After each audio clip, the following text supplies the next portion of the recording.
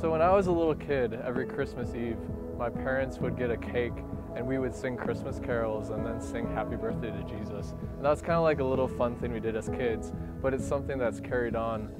I grew up in a family that had lived in one little town for over 100 years. And so we had lots of family around to spend our holidays with.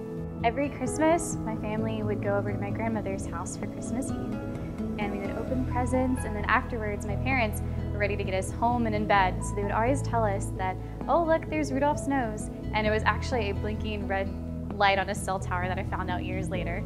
For the past 4 years, my friend Will and I have been planning and executing fishing trips along the coast of Florida and camping on islands and doing some inshore saltwater fishing. And it's just something that's been, it's a passion of mine, and it just gives me something to look forward to in the fall semester leading up to Christmas break. Every Christmas morning, my mom makes a special breakfast. She makes a dish called Swedish tea ring, which is basically a cinnamon roll with a special glaze on top.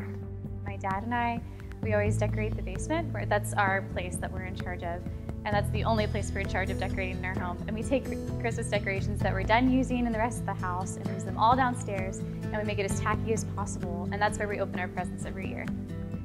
Growing up, what I actually loved the most about the Christmas season was going to my home church in New Jersey, going to our Christmas Eve service. I basically like pretty much everything about Christmas. I like the lights, I like the decorations. If we do keep in perspective that Christ is the center of Christmas, all the other trappings are just part of the joy of Christmas as far as I'm concerned. I love being able to just curl up next to the Christmas tree when all the lights are off and just the Christmas lights are on, and just open a book or just stare at the lights, because I love our Christmas tree. It's just covered in all these ornaments from years past, and it's just like our family history on a tree. One thing I really love is the Christmas music, and I'm one of those sticklers who doesn't want Christmas music until after Thanksgiving, but then once that season hits, when Christmas season hits, I love Christmas music. I love listening to it, I love playing it. I'll be spending my Christmas at home in Louisville, Kentucky, and it's going to be really cool because both of my brothers just got married, so we'll be able to spend Christmas with my 2 new sister-in-laws.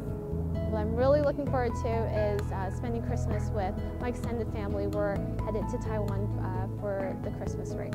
This is the first year that my family's really been spread out. I have 2 brothers who graduated from Asbury. One's up in Wheaton working on his PhD, the other one's down in Honduras. So this will be the first time that we'll all be back together, with the whole family under the same roof in a pretty long time.